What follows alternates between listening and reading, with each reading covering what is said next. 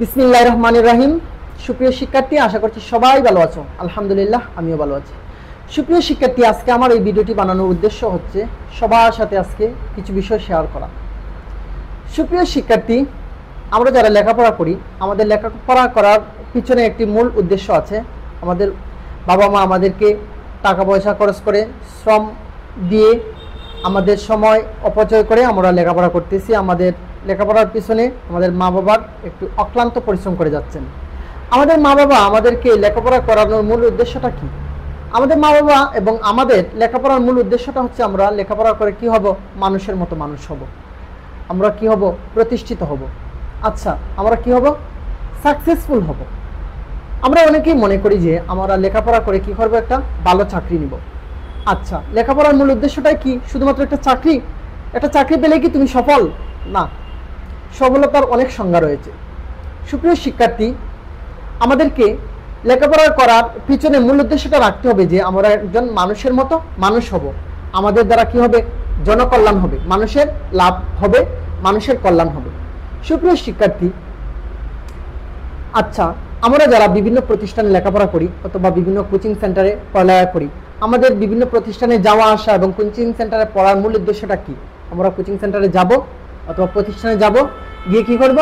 পড়ব, পড়া শিখব। মূলত আমরা কিসের জন্য যাই? শিক্ষার জন্য যাই। আচ্ছা, সুপ্রিয় শিক্ষার্থী, আমরা দেখি আমাদের মধ্যে অনেকেই গোল্ডেন এ প্লাস পায়, অনেকেই এ প্লাস পায়, অনেকেই 4 পয়েন্ট পায়, অনেকেই 3 পয়েন্ট পায়, অনেকে এ মাইনাস পায়, আবার অনেকে ফেল করে। এটার কারণ কি? আমি জানি যে আমার সৃষ্টিকর্তা আল্লাহ তাআলা কারোর উপরেই অবিচার করেন নাই। আমি যতটুকু জানি যে মেধাগত দিক থেকে আল্লাহ পাক সবাইকে সমান মেধা দিয়ে সৃষ্টি করেছেন। কিন্তু দুনিয়াতে আসার পর এখন আমরা যারা লেখাপড়া করতেছি, তখন আমরা মেধার একটা তারতম্যতা দেখতে পাই বা ব্যবধান দেখতে পাই। এই ব্যবধানটার কারণ কি? এই ব্যবধানটার কারণ হচ্ছে আমাদের মধ্যে কেউ মস্তিষ্ক অর্থাৎ মেধাকে খুব বেশি কাজে লাগায়, আর অনেকেই মেধাকে লেখাপড়ার দিকে কাজে না লাগিয়ে অন্য দিকে কাজে লাগায়, অন্য কাজে লাগায়। এই জন্য আমাদের এই ফলাফলের তারতম্য বা পার্থক্য। অর্থাৎ আমরা বলতে পারি মেধাগত দিক থেকে, মস্তিষ্কের দিক থেকে আমরা সবাই সমান। আল্লাহ পাক আমাদেরকে সমান মেধা, সমান মস্তিষ্ক দিয়ে তৈরি করেছেন বা সৃষ্টি করেছেন। কিন্তু আমরা সবাই লেখাপড়ার ক্ষেত্রে সবাই সবার মেধাকে সমানভাবে কাজে লাগাই না, যার দরুন আমরা অনেকেই গোল্ডেন এ প্লাস পাই, অনেকেই আবার ফেল করি।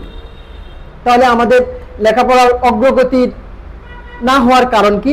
আমরা নিজেই। কারণ আমরা নিজেরাই নিজেদেরকে পিছনে ঠেলে দিচ্ছি, আমরা নিজেরাই নিজেদের মেধাকে কাজে লাগাচ্ছি না। তাহলে আমাদের করণীয়টা কি? আমরা একটা নিয়ম মাফিক, একটা রুটিন অনুসরণ করে দিনের পর দিন কি করতে হবে? পরিশ্রম করতে হবে। পরিশ্রম হচ্ছে সৌভাগ্যের প্রসূতি। তুমি যদি পরিশ্রম না করো বা পরিশ্রম করতে না পারো, তাহলে তুমি জীবনে কি হবে না? সফল হবে না, শাইন হবে না। সুপ্রিয় শিক্ষার্থী, আমাদের সবার জীবনে একটি কি আছে? লক্ষ্য অবশ্যই আছে, যে আমি ডাক্তার হব, আমি শিক্ষক হব, আমি ইঞ্জিনিয়ার হব, আমি পুলিশ হব, আমি এসআই হব। অনেকের অনেক স্বপ্ন, সবার স্বপ্ন আছে। স্বপ্ন কোনটা? স্বপ্ন যদি আমরা ঘুমিয়ে দেখি সেটা স্বপ্ন না। ঘুমিয়ে আমরা কোন জিনিসটা দেখি? স্বপ্নে যেটা আমরা সারাদিন কল্পনা করি, সেই বিষয়টাই আমরা কি স্বপ্নে দেখি সাধারণত।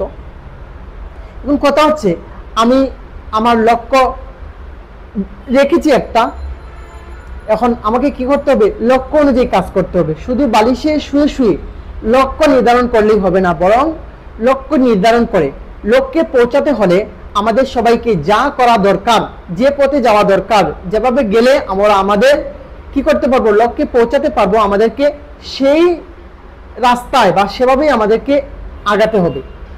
সুপ্রিয় শিক্ষার্থী, আমরা অতীতে যে যাই করেছি, অনেক ভুলভ্রান্তি আমাদের হয়েছে। আমরা সবাই আজ থেকে একটা লক্ষ্য নির্ধারণ করি।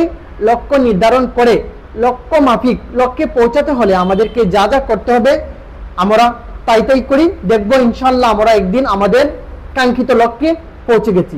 সবাই ভালো থাকো, সুস্থ থাকো। আল্লাহ হাফিজ।